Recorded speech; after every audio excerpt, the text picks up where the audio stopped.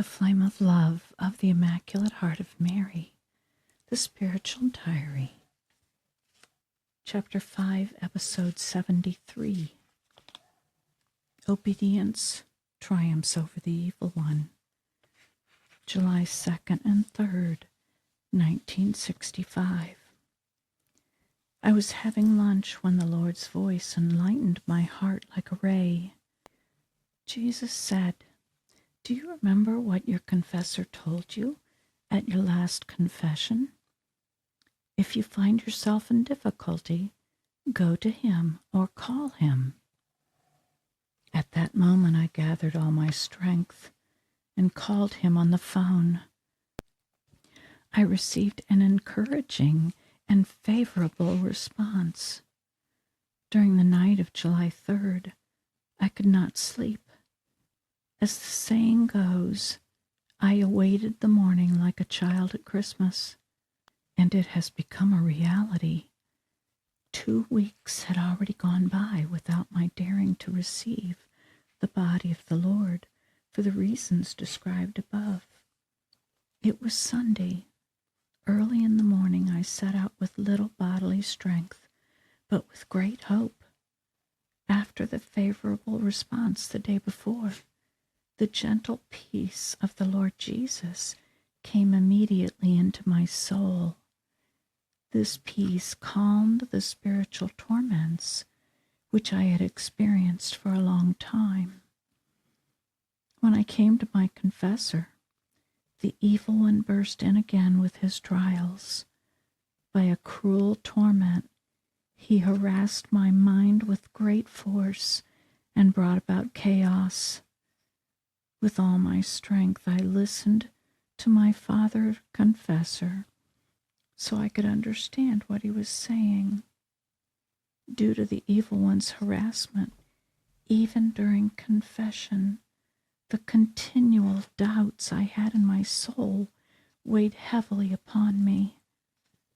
During confession, I repeated several times, "I want to believe with all my strength in the validity of the absolution, but if in spite of this I'm not convinced, it no longer depends on me." The priest was very understanding. When he heard that I had not received the sacred body of the Lord for 2 weeks because of these doubts, he ordered me sternly, "You must understand that this comes from the harassment of the evil one and not from the contempt that the Lord Jesus might feel towards you.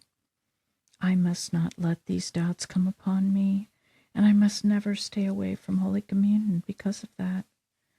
When the priest gave me this order in Jesus' name, I felt that he pronounced these words with all his strength. At the same time, the evil one's attack was so great that I had to gather all my strength just to say yes 7 times to Father's repeated commands. My mind was completely under the pressure of the Prince of Darkness.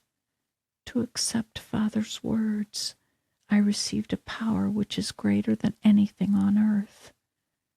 By my affirmative answer, I wanted him to know that I would obey him with all my strength. Knowing that I would obey filled my soul with peace. Much later, the Lord Jesus entered my soul and flooded me with his presence. Obey your confessor. July 7th and 8th, 1965. The Lord Jesus spoke at length. Jesus said, "Do not set me aside, my beloved soul. Concerning your confessor's advice, I only add what I already said on other occasions. His words are my words. Always perceive his word as authentic, because I have enlightened your confessor, and he is the one who knows you, understands you, guides you, and will never abandon you. Therefore, do not be distressed and do not be afraid. Let my will be clear to you. I will always tell you ahead of time what will happen. Did I not also say that I was going to release Satan upon you so he could try all his temptations on you? My Elizabeth, I rejoice that you promptly went to your confessor when I called you to order.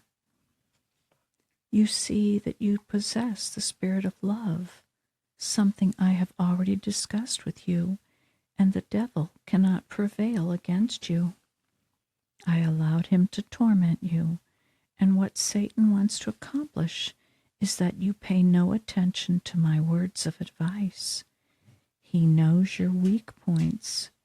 However, the instrument of obedience is in your power, and by it you conquered him.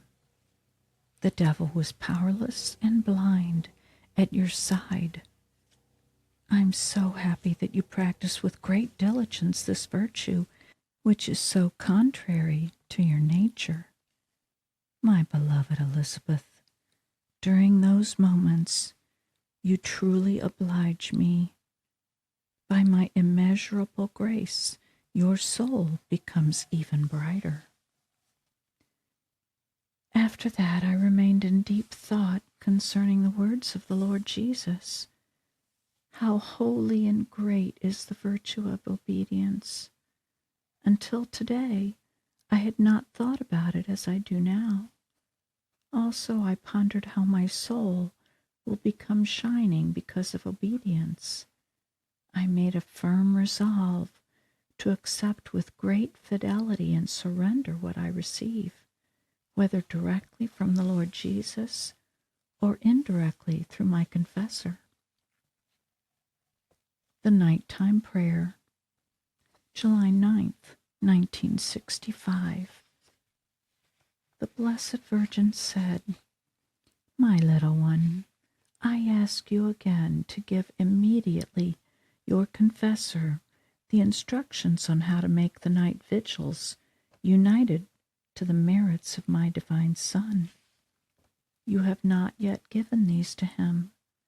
I want the holy night vigils, by which I want to save the souls of the dying, to be organized in every parish, so that there is not even one moment without someone praying in a vigil.